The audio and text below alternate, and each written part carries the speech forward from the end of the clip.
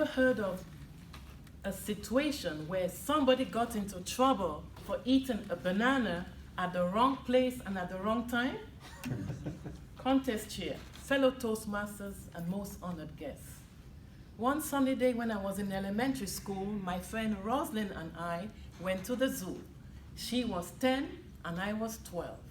She wore black pants and black and yellow top and had long silky hair. She liked a lot of attention and she was a very funny girl. She took out a banana from her bag, opened it, and began to eat and walk towards the monkey cage. I yelled, "Rosalind, stop! Don't go to the monkey with the banana in your hand. That is temptation at the zoo." My warning fell on deaf ears. She stood in front of the monkey cage eating her banana with so much relish. All of a sudden, the monkey grabbed her hand. The banana fell and she said, "Take your hands off me, you ugly-looking monkey!" And the monkey went, "Argh!" She screamed, she hollered, she whined. I looked all around. There was no zookeeper. I said, "Rosalind, stay calm. Let me run up the hill and get the zookeeper." "No, don't leave me. Supposing I die." "You're not gonna die. It's just holding your hand. No matter what you do, don't leave me with this ugly-looking monkey." Okay, I need to think of something else. I have an idea. You and I are going to scream together loud so our voices will echo and we call for help. And I'll use my whistle. Listen. "Help, Mr. Zookeeper. A monkey has grabbed my hand and held me hostage." You remember? Yes. Okay, 1, 2, 3. "Help, Mr. Zookeeper. A monkey has grabbed my hand and held me hostage. Help!" Within a split second, a short, fat man around 4 feet 9 with a pot belly came running down the hill, went straight to the monkey and spoke in gibberish, monkey language, and the monkey released her hand. She grabbed me and hugged me so tightly. Her heart was racing at 100 miles an hour. She was sweating profusely. She said, "Francisca, I want to go home." Me too. So Rosalind went home and I went home. We were neighbors. But when she got home, she was so frightened she lost her voice. She began to babble, "Ba, ba, ba, ba, ba, ba, ba, ba." Her brothers and sisters laughed at her, but her parents did not laugh. They showed concern. They strolled over to our house, remember we were neighbors, and spoke to my parents that they want to speak to me.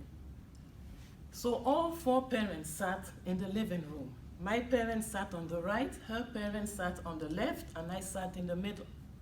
So Rosalind's mother said, "Francisca, my daughter Rosalind and you are friends. You both went to the zoo, and she came back. She's so frightened she can't talk. What happened at the zoo?" I then became her daughter's voice. I served as a voice for the voiceless. I related the entire story. Her parents thanked me for helping their daughter. My mother, being a nurse, said, "Take her to the hospital just in case." So they took her to the hospital, they examined her, and they sanitized her entire body in case there was any infection spread from the monkey. Luckily, she came out with a clean bill of health. Before I tie a bow on this message, you're going to leave here with 3 takeaways or 3 life lessons. The first one is, a friend in need is a friend indeed. My mentor told me that a friend will come into your life either for a reason, a season, or a lifetime. Rosalind and I have remained friends. I spoke to her last month. I said, "Rosalind, do you remember that incident in elementary school with the zoo and the banana?" "Of course, very vividly." "And what was the life lesson?" "Because of that incident, I chose to become an elementary school teacher." I said, "Why so?" "I call the shots." So I tell my students the first day of class, "I'm a very nice teacher, but if you don't follow my instructions, you're going to remain a hostage in my class." And the kids look like that. I said, really? She said, yes. And because of that, I have no discipline problems. I said, interesting. The second takeaway is that if a child gives you advice, take heed if it sounds good, because they are unbiased. I told Roslyn about the banana and the monkey. She did not listen to me. And the third takeaway is a scientific concept. Raise your hand if you're an engineer. Good. IT consultants. Good. Who can tell me what is Isaac Newton's third law of motion?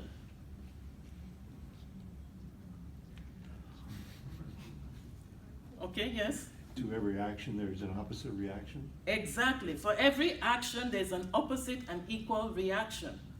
The action was her holding the banana. The reaction was the monkey grabbing it because it was tempted. In life, you reap what you sow. If you sow love, you will reap love. If you sow hatred, you will reap hatred. If you sow temptation, you will reap temptation. Mother Teresa said, people will come into your life either as a lesson or as a blessing.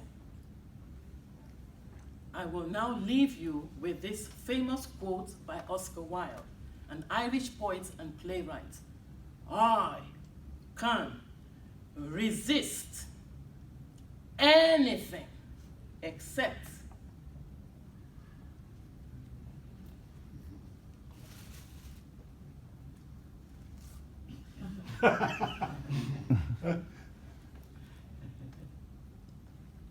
temptation. Contest here.